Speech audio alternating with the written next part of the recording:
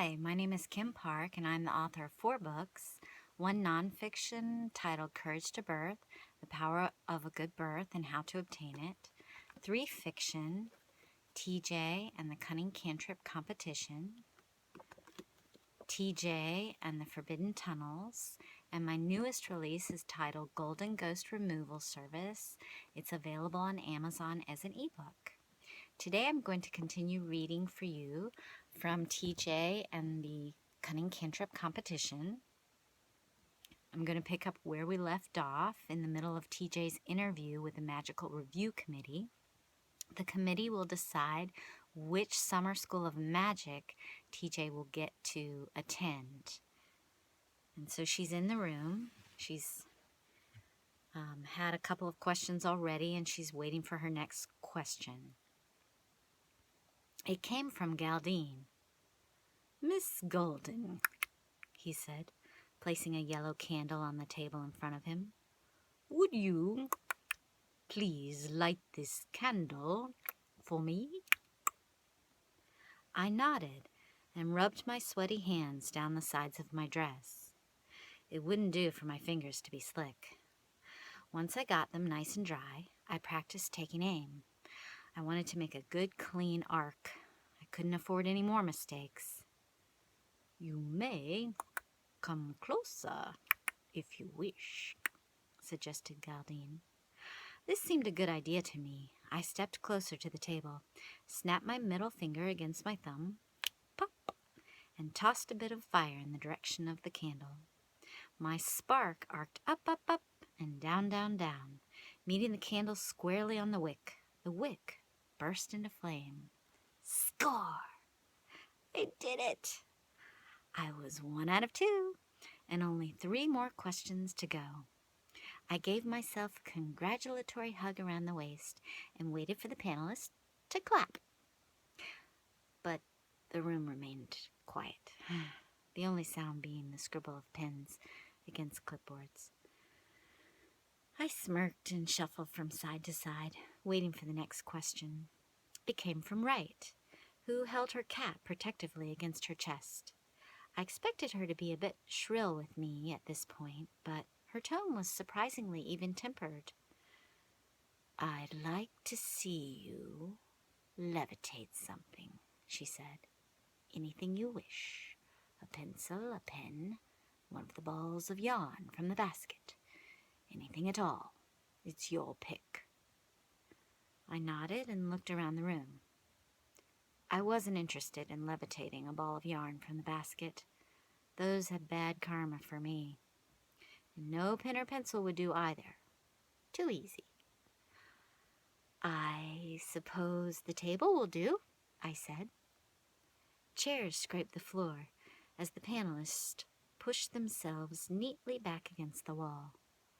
Wright waved her hand for me to proceed. I spread my arms wide, focused, and flicked my wrists. Normally, that's all it took. Levitation is my strongest ability. But nothing happened. The table didn't move. In fact, it didn't so much as wobble. I furrowed my forehead and tried again, this time flicking my wrist with more force. And the next thing I knew, an earthquake had erupted. It shook the room with violent force. I landed on my backside with my hands over my head and my teeth clenched tightly together. The whole building vibrated and leapt from its foundation. The room jolted like a seesaw. The panelists' chairs scraped forward and back.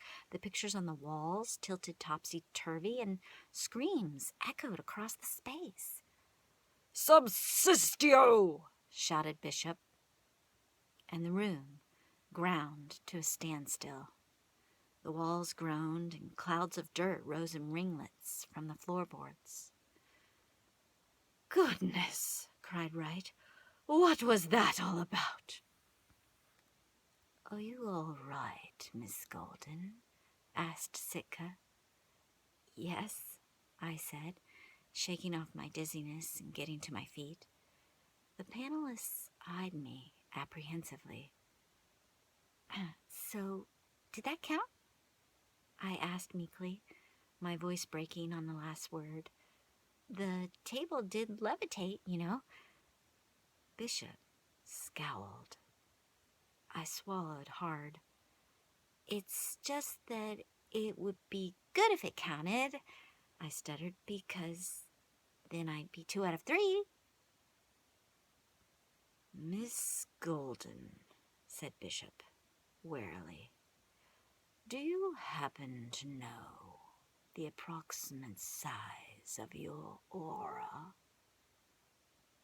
No, I have no idea the size of my aura. Well, I'd like to measure it.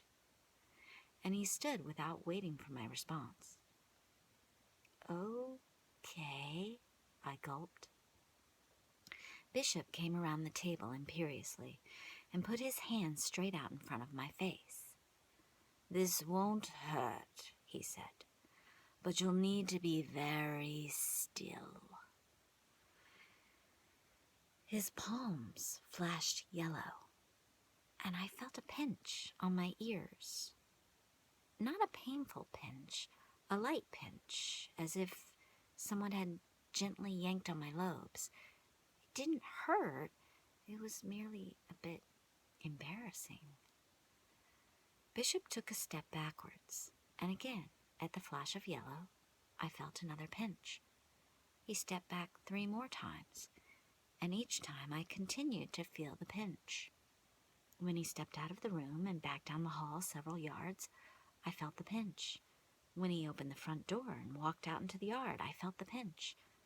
And when he crossed to the other side of the street, I felt the pinch.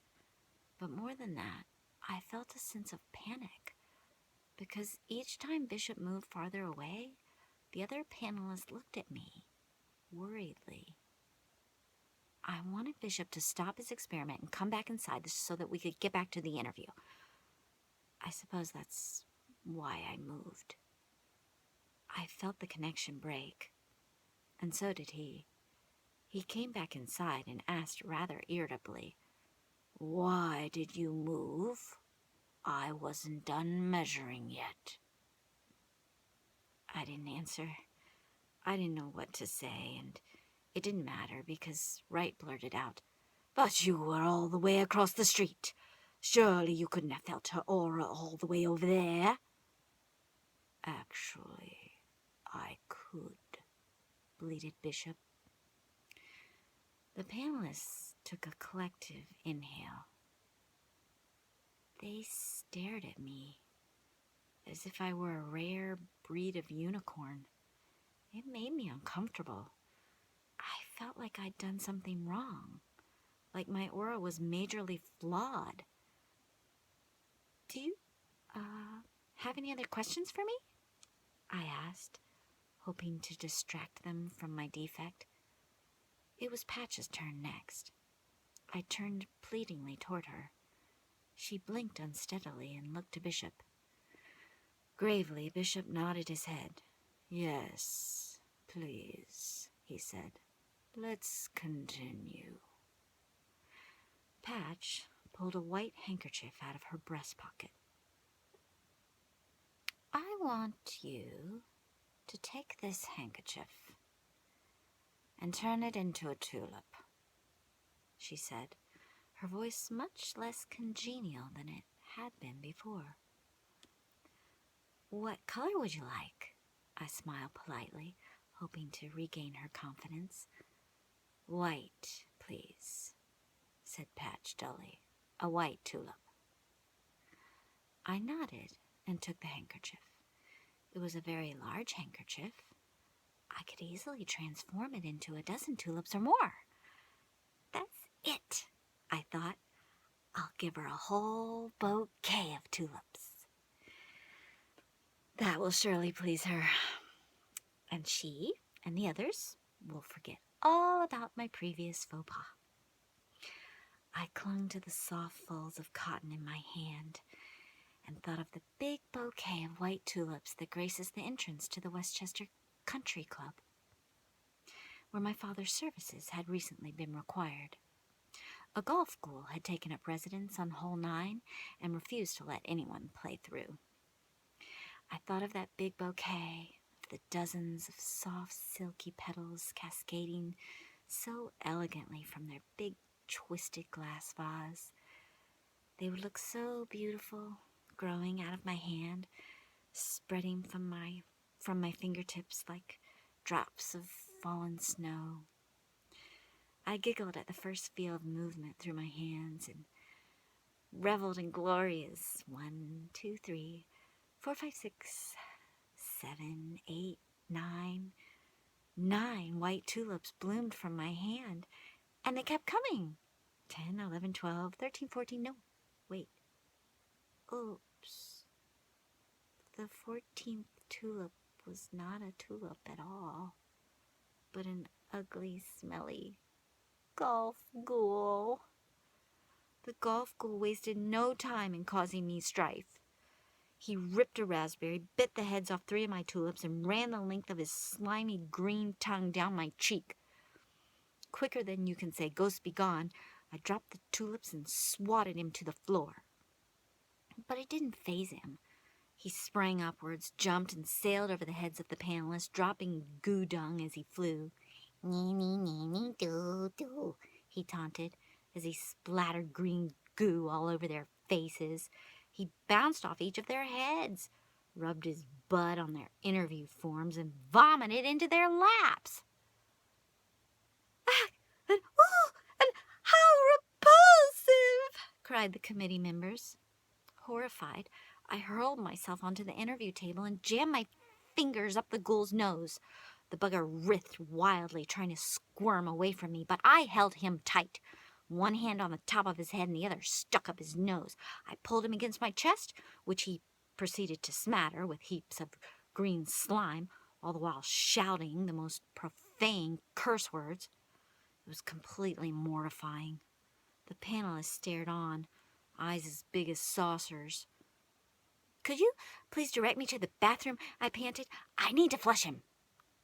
Sika hurriedly led me down the hall, where I flung the nasty ghoul down the toilet and pushed the handle.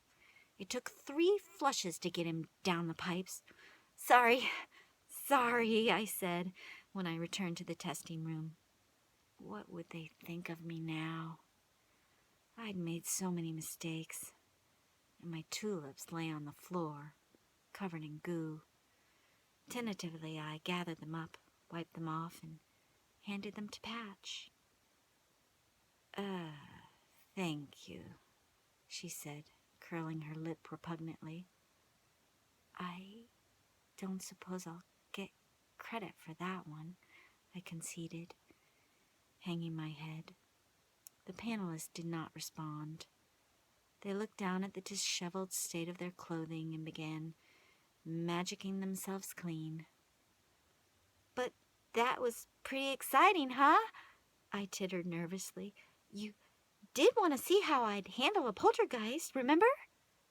I turned my eyes optimistically in Bishop's direction, but he didn't so much as frown at me. Not one of the panelists made eye contact with me.